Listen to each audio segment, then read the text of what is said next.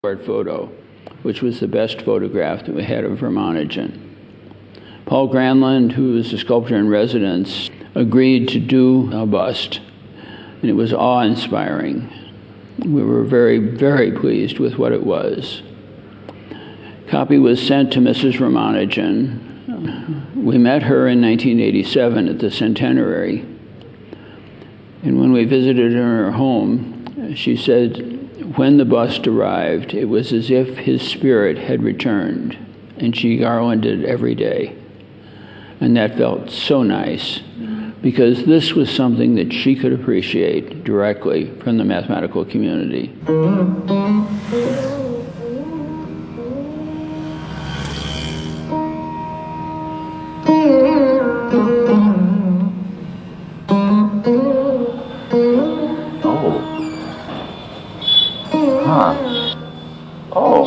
Tell me about that. You know, that's a map of the sky when Ramanujan was born. It's his horoscope. So people use this to predict that person's future. Ramanujan's mother, Komalattammal, apparently knew his horoscope very well.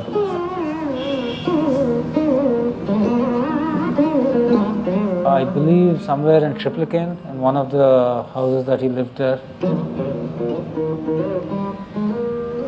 Oh, this is the Janaki Amma. Certificate of candidate.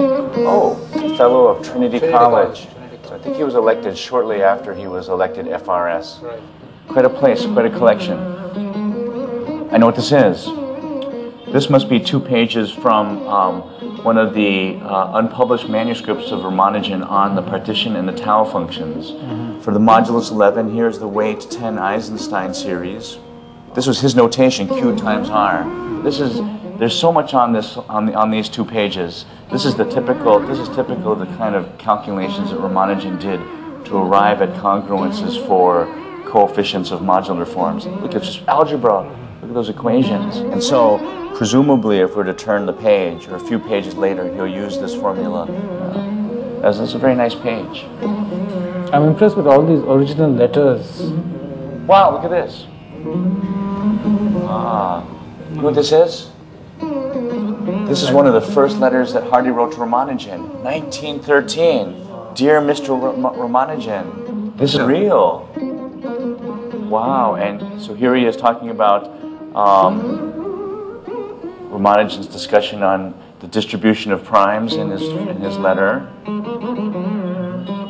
And it's actually very elliptic functions. Oh, look at this. And your results concerning the continued fractions of the type. Wow, that's great. The Ramanujan continued fraction. This is precious. Wow, I've only read this in books. This is the original. It's amazing. It's great they have this museum. So I discovered the Lost Notebook in May of 1976. And it was a complete surprise to me because my original reason for going to Europe was to attend a conference in France. And it was necessary for me to spend 3 weeks in Europe rather than just 1 because of the way the pricing of airline tickets worked. So I wanted to have some appropriate academic activities besides going to the conference. So when I went to the Trinity College Library and asked to see these papers, they came out in a couple of boxes. And in these boxes, besides the work of Watson, there were several things that were in Ramanujan's handwriting. One was the last letter that he'd actually written to G.H. Hardy in the last year of his life in 1920. And the other was a manuscript of about 100 sheets of paper, some written on both sides. Fortunately for me, I knew what the Mach theta functions were because I had written my PhD thesis on what Ramanujan described in the letter that he wrote just before he died. And looking through this document, I saw here are the Mach theta functions. So this must be the work from the last year of his life.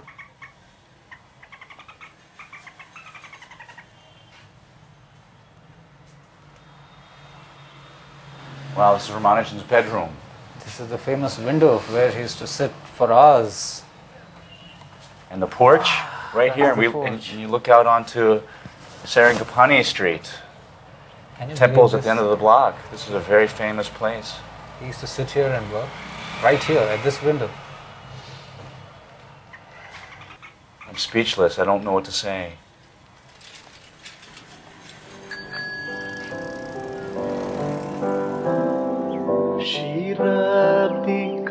India has produced many talented mathematicians in recent years, a number of whom have come to Cambridge and attained high academical distinction. They will be the first to recognize that Mr. Ramanujan's work is of a different category. He has justified abundantly all the hopes that were based upon his work in India and shown that he possesses powers as remarkable in their way as those of any living mathematician. G.H. Hardy, June 1916. The rudimentary ideas of the circle method were probably known to Ramanujan even before he left for England. After arriving in England, Hardy and Ramanujan applied the method to this particular problem with the partition function. The circle method is like a raga. It's the underlying technique or underlying tool in new discoveries in mathematics, and how you apply the circle method and how you improvise with it using the technique of the method is a kind of a determinant of the genius of the individual. There are many problems in number theory where one is interested in knowing whether every integer can be written as a sum of integers of a special type. Important examples being Goldbach's conjectures and Waring's problem. And it was a method which was developed by Hardy and Ramanujan called circle method. Is a method which is normally used to solve such problems. And one can even see the genesis of the method in the very first letter of Ramanujan to Hardy, even before he met Hardy. And this is the method one which has enabled to get partial results on Goldbach's conjecture and a complete solution of Waring's problem.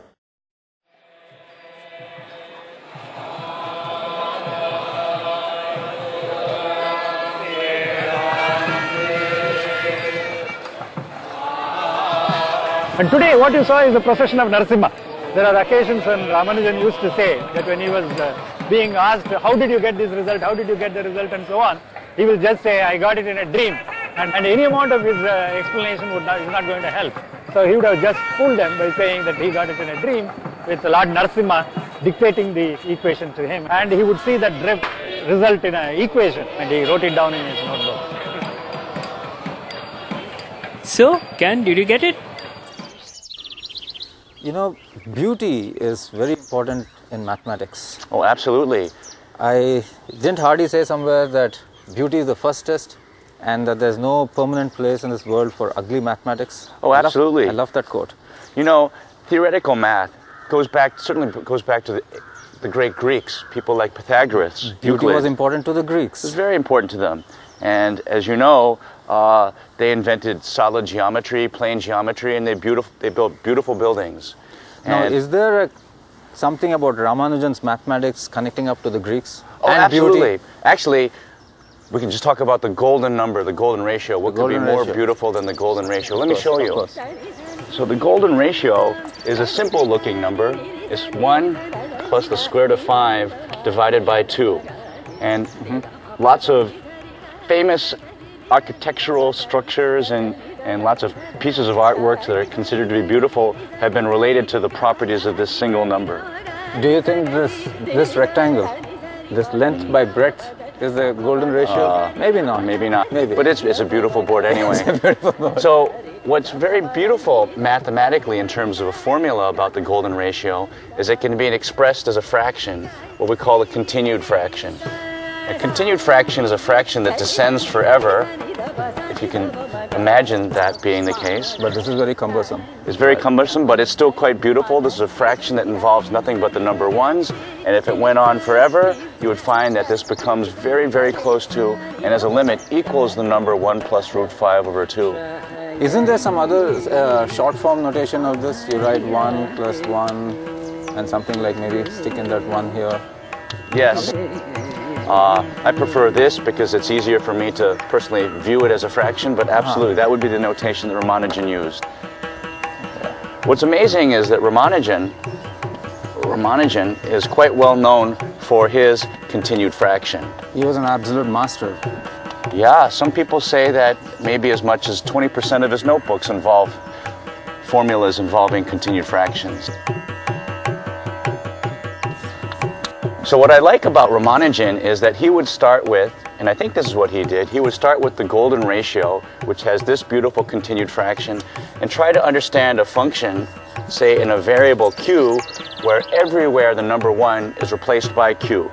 Something like q to the 1/5 divided by 1 plus, and now here where all the q's come into play. Oh, okay. What Ramanujan did is he actually developed a theory of what we call class invariance, which if you'd like... That sounds deep. It's very deep. This is stuff of the latter part of the 20th century in mathematics. You could think of the Rogers-Ramanujan continued fraction as being like a factory that produces beautiful numbers, these so-called algebraic numbers, of which the first happens to be the golden ratio.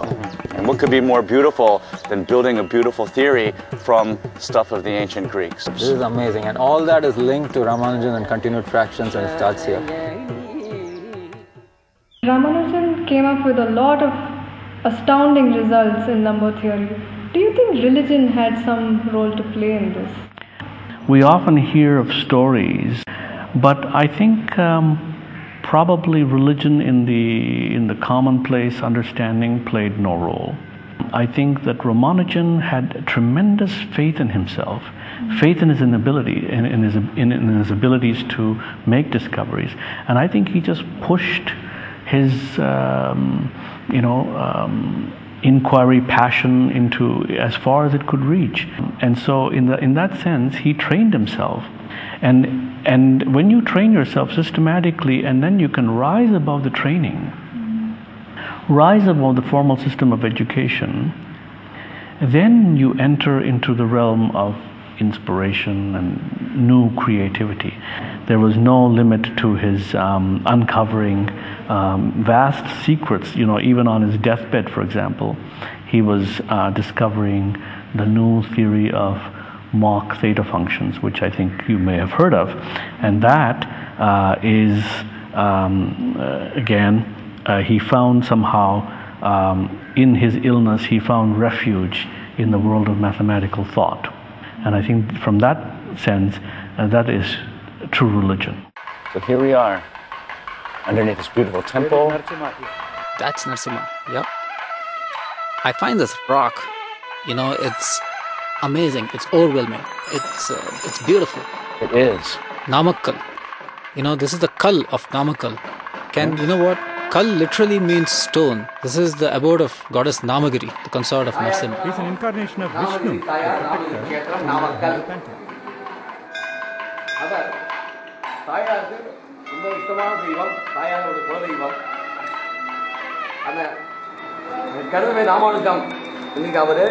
ஒரு சயின்டிஸ்டாக கடின மேதையாக செய்வதற்கு நம்ம Namer தாயார் தான் முக்கிய பிரதான காரணம். அது மாதிரி நாமர் தாயார் உத்தரவு வாங்கிட்டு அந்த உத்தரவு கிடைத்த பிறகுதான் சயின்டிஸ்ட் ராமானுஜம் நம்ம நாட்டுக்கு வெளிநாட்டுக்கு போய் நம்ம நாட்டுக்கு தாயாருக்கு முக்கியமான ஒரு பெருமையை சேர்த்து கொடுத்தவர் நாமகிரி தாயார். Sometimes I feel this is just, it was his way to explain this kind of divine intuition. Right. Do you have any good example of his Ramanujan's intuition? Oh, do I? I spent so many years thinking about the problem of Euler's partition numbers. Oh, okay. These are very simple numbers, and how many ways can you add up numbers to get numbers like, say, 4? Turns out there's 5 ways. Okay. But amazingly, for 10, turns out there's 42 ways, and by 20 there's 627, and by 50 there's over 200,000 of these numbers. Over 200,000, yeah. Ramanujan had this incredible intuition that allowed him to basically figure out the size of these numbers. And on top of that, as a number theorist, we're interested in their divisibility properties, and he's the first that shed light on how to think about the divisibility properties of these numbers. When Ramanujan was invited to Cambridge by Hardy, he didn't want to go because he felt that he would lose his caste crossing the seas.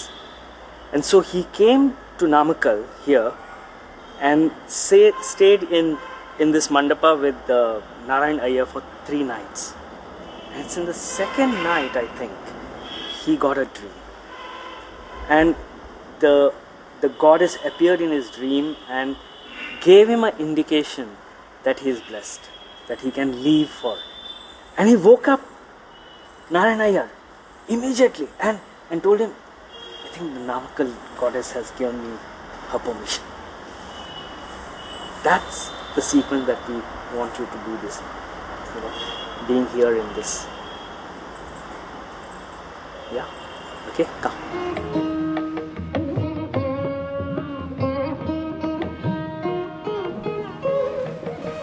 Well, what's striking for me is here we are at the famous Namagiri temple where the story of Ramanujan, at least for the Western world, it started here.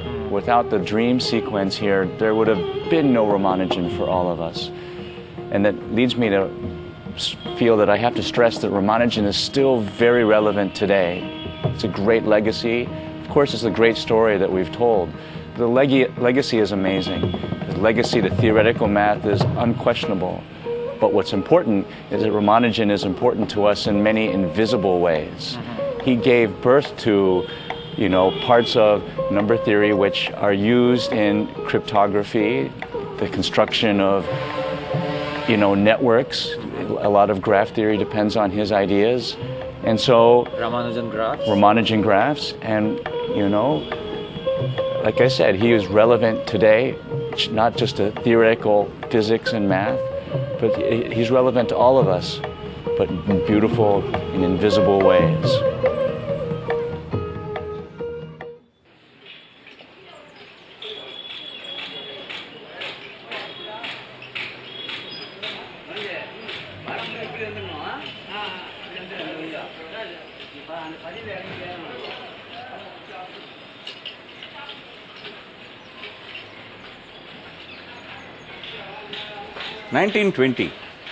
April 26th, about 10 a.m. in the morning, Ramanujan passed away.